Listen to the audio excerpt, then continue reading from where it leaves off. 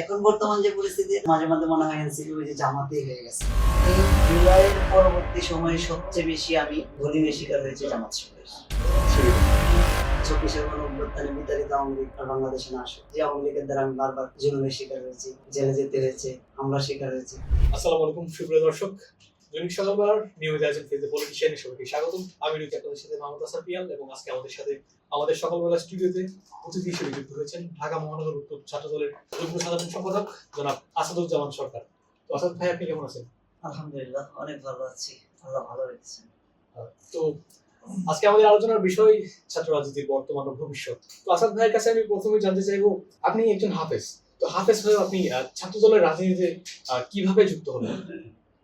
দেখুন, আমি যখন ছোটবেলায় মাদ্রাসাতে পড়ি তখন থেকে জাতীয়তাবাদের প্রতি এবং শহীদ রাষ্ট্রপতি জিয়া রহমান, আপসীন দেশনেত্রী বেগম খালেদা জিয়ার প্রতি আমার একটা ভালোবাসা তৈরি হয়। সেই ভালোবাসার জায়গাটা আমার হুজুরদের কাছে গল্প শুনি। শহীদ রাষ্ট্রপতি জিয়া রহমান ছিলেন বাংলাদেশের রাখাল রাজা। তিনি বাংলাদেশে সংবিধানে বিসমিল্লাহির রহমানির রহিম সংযোজন করেছিলেন, আল্লাহর উপর পূর্ণ আস্থা এবং বিশ্বাস স্থাপন করেছিলেন। ওই কথাগুলো আমি সর্বপ্রথম আমার হুজুরদের কাছেই শুনতাম। পাশাপাশি আমি ছোটবেলায় আমার আব্বার কাছেও শহীদ রাষ্ট্রপতি জিয়া রহমানের গল্প শুনতাম। সে থেকেই অনুপ্রাণিত হয়ে ছাত্রদলের আশায়। তো ধন্যবাদ। তো ইসলামী ছাত্র শিবির নিয়ে আপনার কি ধারণা আসলে? দেখুন, ইসলামী ছাত্র শিবির সম্পর্কে আমার ধারণা হচ্ছে, ইসলামী ছাত্র শিবিরকে আমি ইসলামী সংগঠন হিসাবে মনে করি না। স্বাধীনতা পরবর্তী বা স্বাধীনতার আগে ওরা যখন ইসলামী ছাত্র শিবির বা ওদের যে নামটা ছিল সেটা কিন্তু ইসলামী ছাত্র শিবির ছিল না, এটা ছিল ছাত্র সংঘ। ইসলামী ছাত্র শিবিরের যে বর্তমান কার্যক্রম, সেই কার্যক্রম অনুযায়ী আমি তাদেরকে ইসলামী সংগঠন মনে করি না। কারণ হচ্ছে ওদের যে গুপ্ত প্রথা, যে গুপ্ত নীতি, ওদের চলনে বলনে, কথায় কাজে অমিল, সেটাকে আমি কখনোই ইসলামী সংগঠন হিসেবে মনে করি না। আপনি দেখবেন ইসলামী ছাত্র শিবির, ওরা বলবে যে পদ্মা মেঘনা যমুনার তীরে আমরা অমুক তমুক সব করে ফেলেছি, কিন্তু হিম্মত করে যে ওরা ওদের নিজের পরিচয় দিবে যে আমি ছাত্র শিবিরের করি, সেটা কিন্তু তারা কোথাও দিবে না। অনলাইনে না, অফলাইনে না। আপনি যদি একজনকে জিজ্ঞেস করেন যে আপনি কি শিবির করেন, সে কখনো বলবে না যে আমি শিবির করি, সে হিম্মত করে বলবে না। কিন্তু দেখবেন অনলাইনে তারা ব্যাপক, মানে সব ওদের দখলে। আরেকটা কথা হচ্ছে, ওরা সবসময় বলে যে আমরা জামাতের পারপাস সার্ভ করি না, বা জামাতের লেজুর ভিত্তি করি না, কিন্তু দিন শেষে দেখবেন ওরা কিন্তু জামাতের লেজুর ভিত্তি করতেছে, বা তাদের মূল সংগঠনই হচ্ছে জামাত। ওরা জামাতের হয়ে কাজ করতেছে। আপনি যদি নির্বাচনের আগে দেখেন, ওই যে যারা ডাকসুতে প্রতিনিধিত্ব করলো, ওরাই কিন্তু জামাতের হয়ে ভোট চাইছে, সারা দেশে তারা ভ্রমণ করছে, তাদের যারা এমপি ক্যান্ডিডেট ছিল তাদের হয়ে ভোট চাইছে। কিন্তু ওরা অফলাইনে, এবং আপনি যখন জিজ্ঞাসা করবেন তখন বলবে যে আমরা কিন্তু জামাতের পারপাস সার্ভ করি না। আরেকটা কথা হচ্ছে, ওরা ইসলামী ছাত্র শিবির নারী নেতৃত্ব কেউ করে না, তারা ধারণ করে না নারী নেতৃত্ব। কিন্তু দেখবেন প্রতিপক্ষকে ঘায়েলের জন্য তারা সবসময় নারীদেরকেই ব্যবহার করে। এই হচ্ছে ইসলামী ছাত্র শিবির সম্পর্কে। ধন্যবাদ। তো আমরা দেখেছি গত 5ই মে তিতুমির কলেজে শিক্ষার্থীদের একাংশ হলের ছাত্র রাজনীতি নিষিদ্ধের জন্য আন্দোলন বা বিক্ষোভ করেছে। তো আপনি আসলে এই বিষয়টিকে কিভাবে দেখছেন? দেখুন, তিতুমির কলেজের এই যে গত 5 তারিখের ঘটনা, এই ঘটনা কিন্তু 5 তারিখে শুধু নতুন ঘটনা। এটা জুলাই, 5 আগস্টের পর, জুলাই গণঅভ্যুত্থানের পর কিন্তু আরো অনেকবার ঘটেছে। এখন যে তিতুমির কলেজের শিবিরের যে ছেলেটা সেক্রেটারি, ওর নাম হয়তো মুনতাসির, ওই ছেলেও কিন্তু সেম কারণে ছাত্র রাজনীতি নিষিদ্ধ চাই, ওই ফেসবুকে পোস্ট দিয়ে সেও কিন্তু প্রতিবাদ করেছিল যে তিতুমির ক্যাম্পাসে কোনো ছাত্র রাজনীতি আমরা চাই না। কিন্তু পরবর্তীতে আমরা কি দেখলাম, ওই ছেলে ছাত্র শিবিরের সেক্রেটারি হয়েছে। আপনি জগন্নাথ বিশ্ববিদ্যালয়ে দেখেন, জগন্নাথ বিশ্ববিদ্যালয়ের সেম ওই রিয়াজও ওই ছাত্রলীগের রাজনীতির সাথে সম্পৃক্ত ছিল। তারপরে 5 আগস্টের পর যখন আত্মপ্রকাশ করলো ওই রিয়াজুল, তখন কি হয়ে গেল, ওই শিবিরের সেক্রেটারি হয়ে গেল। তো তিতুমির কলেজে যে 5 মে যে মবটা তৈরি করতে চেয়েছিল, এটা সম্পূর্ণ জামাত শিবিরের ছাত্রী সংস্থা, এবং তাদের সাথে ঘাপটি মেরে থাকা হচ্ছে লীগের কিছু মেয়েরা। আপনারা বিভিন্ন মিডিয়াতে দেখছেন, শেখ হাসিনাকে সৌরদ্দি উদ্যানে যে মেয়েরা স্বাগত জানিয়েছিল, ওই মেয়েরাই মাস্ক পরে ওই দিন তিতুমির কলেজে কিন্তু এই ছাত্র রাজনীতি নিষিদ্ধের জন্য আবেদন করছে এবং ওরা এখন ছাত্রী সংস্থা হয়ে রাজনীতি করছে, শিবিরের রাজনীতি করছে। তো আপনি ছাত্রলীগ আর শিবিরকে মানে গুপ্ত হিসেবেই আখ্যায়িত করছেন এই হ্যাঁ বিষয়টি। অবশ্যই। আমি তো আপনার কাছে আমার পরবর্তী প্রশ্ন থাকবে, জুলাই আগস্ট গণ অভ্যুত্থানে ঢাকা মহানগর উত্তর ছাত্র দলের কেমন ভূমিকা ছিল আসলে? দেখুন, বাংলাদেশ জাতীয়তাবাদী ছাত্রদল জুলাই গণ অভ্যুত্থানে সম্মুখ সারির যোদ্ধা ছিল। ঠিক একইভাবে ঢাকা মহানগর উত্তর ছাত্রদলও জুলাই গণ অভ্যুত্থানে সামনের সারিতে থেকে নেতৃত্ব দিয়েছে। ঢাকা মহানগর উত্তর ছাত্রদলের অসংখ্য নেতা কর্মী আহত হয়েছে এবং আমার অসংখ্য সহযোদ্ধা, আমার ছোট ভাই, আমার বন্ধু, অসংখ্য মানুষ যারা গুলি গেছে, মানে বিভিন্নভাবে আহত হয়ে হাসপাতালে কাতরাতে ছিল। আপনারা জানেন যে বাংলাদেশ জাতীয়তাবাদী ছাত্রদলের 142 জন শহীদ এই জুলাই গণ অভ্যুত্থানে সারা বাংলাদেশে। ঠিক একইভাবে ঢাকা মহানগর উত্তর ছাত্রদলের ওয়ার্ড থেকে শুরু করে ইউনিট এবং প্রতিটা ক্যাম্পাসে প্রতিটা নেতা কর্মী সম্মুখ সারিতে থেকেই নেতৃত্ব দিয়েছে এবং জুলাই গণ অভ্যুত্থানে ফ্যাসিস্ট বিরোধী আন্দোলন শুরু হয়েছে।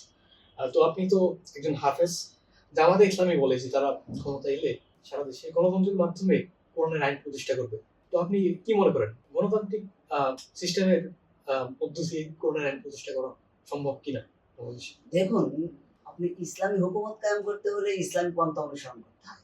তো জামাত ইসলাম যে পন্থা অনুসরণ করছে সেটা দিয়ে ইসলামী হুকুমত কায়েম করা সম্ভব না। যেমন আপনি দেখবেন 5 আগস্টের পরবর্তী সময় বা ওই যে নির্বাচনের আগ মুহূর্তে জামাতের আমির সাহেব নিজে তিনি বলেছেন যে আমরা ক্ষমতায় গেলে শরিয়া আইন করব না বা ইসলামী হুকুমত কায়েম করব না। এবং ভারতের একটা কূটনীতিকদের সাথে মত বিনিময়ের সময় আব্দুল্লাহ মোহাম্মদ তাহের, জামাতের নায়েব আমির, তিনিও কিন্তু বলেছিলেন আমরা কোথায় বলেছি যে আমরা ইসলামী হুকুমত কায়েম করব।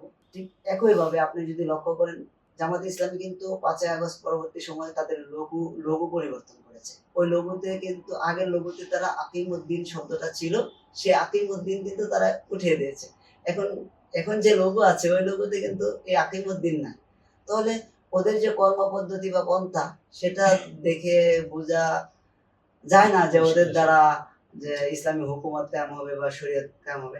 আমি বলতে চাই যে ওদের দ্বারা ইসলামী হুকুমত তো দূরের কথা, মানে গণতন্ত্র বাংলাদেশে প্রতিষ্ঠা হবে বলে আমার মনে হয় না। তো ধন্যবাদ। তো আমরা জানি যে আপনি অনলাইনে খুবই মানে ভাইরাল একজন মানুষ। আপনি স্যাটার এবং সমালোচনার মাধ্যমে বিভিন্ন সময় বিভিন্ন বিষয়ের প্রতিবাদ করে আসছেন। বর্তমানে আমরা দেখছি আপনি বিরোধী দলের প্রতিবাদ করছেন ব্যঙ্গাত্মকভাবে। তো এর জন্য আপনাকে কোনো বুলিং এর শিকার হতে হয় কিনা কোন ধরনের?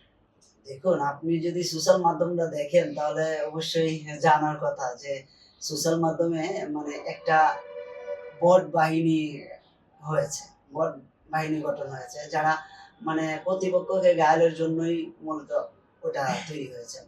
তো আমি যেহেতু আহ, রাজনৈতিক ভাবে বা রাজনৈতিক সমালোচনা করি, সেটা ভিত্তিক সমালোচনা করি, পেরোডি টাইপের, সেই হিসাবে আমাকে তারা মানে আপনি বুলিং এর কথা বলছেন, আমাকে হুমকি ধুমকি এমন কোনো কিছু নেই যে আমাকে প্রতিদিন হাজার হাজার আমার মা বাবা থেকে ধরে মানে আমার 14 গোষ্ঠী প্রতিদিন গালি খেতে হয়।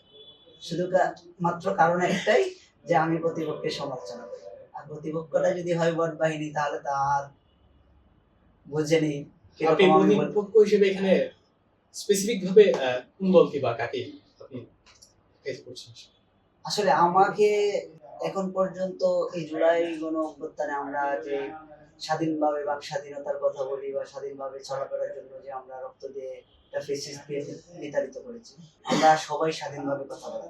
কিন্তু এই জুলাইয়ের পরবর্তী সময়ে সবচেয়ে বেশি আমি বুলিংয়ের শিকার হয়েছে জামাত শিবিরের।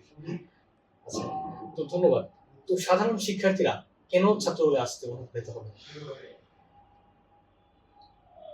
দেখুন, বাংলাদেশ জাতীয়তাবাদী ছাত্রদল হচ্ছে মেধা মননশীলতার সংগঠন, দক্ষিণ এশিয়ার সর্ববৃহৎ সংগঠন বাংলাদেশ জাতীয়তাবাদী ছাত্রদল, শহীদ রাষ্ট্রপতি জিয়া রহমানের হাতে গড়া সংগঠন। যে সংগঠনটা আপসহীন দেশনেত্রী বেগম খালেদা জিয়ার পরম আদর মমতায় গড়ে উঠেছে। এবং বাংলাদেশ জাতীয়তাবাদী ছাত্রদল বাংলাদেশের প্রতিটা সংকটকালীন মুহূর্তে, স্বাধীনতা পরবর্তী সময়ে প্রতিটা সংকটের মুহূর্তেই বাংলাদেশ জাতীয়তাবাদী ছাত্রদল নেতৃত্ব দিয়েছে। আপনি এরশাদের বিরোধী আন্দোলন, 90-এর গণ অভ্যুত্থান, দীর্ঘ ফেসিবাদ বিরোধী আন্দোলন, হাসিনা বিরোধী আন্দোলন থেকে শুরু করে কোটা আন্দোলন, আপনি জুলাই আন্দোলন, প্রত্যেকটা আন্দোলনেই ছাত্রদের হয়ে, দেশের মানুষের হয়ে, দেশের পক্ষে, গণতন্ত্রের পক্ষে বাংলাদেশ জাতীয়তাবাদী ছাত্রদল অগ্রভাগে ছিল।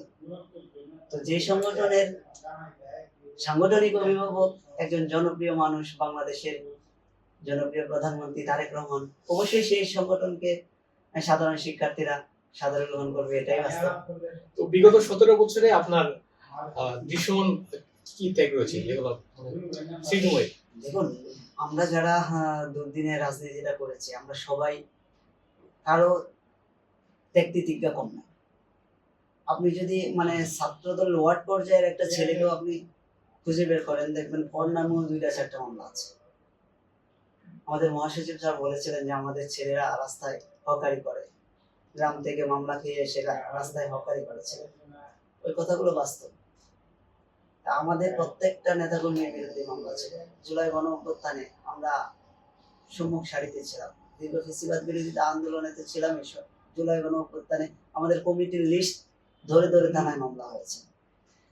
আমি 2022 সালে দীর্ঘদিন জেলে ছিলাম, 59 দিন জেলে ছিলাম। ঢাকা কেন্দ্রীয় কারাগার, কাশিমপুর কেন্দ্রীয় কারাগারে ছিলাম। 59 দিন জেলে ছিলাম। তারপরে হচ্ছে কয়েকবার হামলার শিকার হয়েছি। উত্তরাতে যখন ওই যে ঢাকা ব্লকের একটা ঘেরাও কর্মসূচি হয়েছিল, বিএনপি উত্তরাতে অবস্থান নিয়েছিলাম, তো ওইখানে হামলার শিকার হয়েছি। তারপর হচ্ছে গাবতলীতে হামলার শিকার হয়েছি, পল্টনে কয়েকবার এই হামলার শিকার হয়েছি পুলিশ এবং ছাত্রলীগের।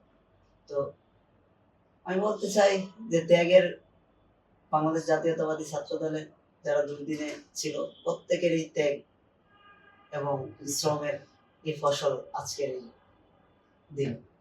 তো আপনার কি মনে হয় 2013 সালে বাংলাদেশ হেফাজতে ইসলামের যে একটা শক্তিশালী প্রেশার গ্রুপ ছিল, এখনো কি আগের মতো শক্তিশালী আছে নাকি দুর্বল হয়ে গেছে? দেখুন, হেফাজতে ইসলাম বাংলাদেশ হচ্ছে একটি ইসলামী সংগঠন। এটা ঈমান আকীদার একটি সংগঠন। ঈমান আকীদা নিয়ে একটা রাজনৈতিক সংগঠন। আমি রাজনৈতিক বলি না, আমি বলছি যে প্রেশার গ্রুপ ছিল। হ্যাঁ, প্রেশার গ্রুপ ছিল। তো আমার মনে হয় আগের মতই আছে। ওরা ইচ্ছা করলেই মানে আগের মতো প্রেশার গ্রুপ হিসেবে থাকতে পারে। আচ্ছা, তো এনসিপির কার্যক্রম বা রাজনীতি নিয়ে কিছু বলার থাকবে কিনা? এনসিপি, দেখুন, বাংলাদেশের মানুষ এই তরুণদের প্রতি একটা ভরসা রেখেছে। জুলাই গণ অভ্যুত্থান নেতৃত্বে হয়েছে, তরুণরা নতুন দল করেছে এনসিপি। এই তরুণদের উপর কিন্তু আবার বাংলাদেশের মানুষ হতাশ হয়েছে। এদের একটা অংশ বিভিন্ন দুর্নীতিতে জড়িয়েছে। কেউ কেউ আঙ্গুল ফুলে কলা গাছ হয়েছে, আমরা তো দেখেছি। কেউ তো একটা গেঞ্জি পরেই পুরো আন্দোলনের নেতৃত্ব দিয়েছে বা শিক্ষা জীবনে কাটিয়ে দিয়েছে। তো এখন যদি আপনি ওদেরকে দেখেন, ওরাকে লাক্সারিয়াস গাড়ি, বাড়ির মালিক, এমপি মন্ত্রী হয়ে গেছে। তো মানুষ আসলে প্রশ্ন করে এগুলা কোথাতে বা কি। এখন বর্তমান যে পরিস্থিতি, মাঝে মাঝে মনে হয় এনসিপি ওই যে জামাতেই হয়ে গেছে। মানে জামাত যেভাবে কথা বলতেছে এনসিপি, আমি এনসিপির প্রতি শুভকামনা জানাই যে আসলে এনসিপির মতো করে বাংলাদেশপন্থী একটি রাজনীতি করবে। তো আপনার কাছে আমার সর্বশেষ প্রশ্ন থাকবে, আওয়ামী লীগের ভবিষ্যৎ রাজনীতি নিয়ে আপনি আসলে কি মত? আওয়ামী লীগের ভবিষ্যৎ রাজনীতি এটা নির্ধারণ করবে দেশের জনগণ। দেশের জনগণ যদি চায় রাজনীতি করতে আওয়ামী লীগ, তাহলে করবে। দেশের আইন আদালত আছে।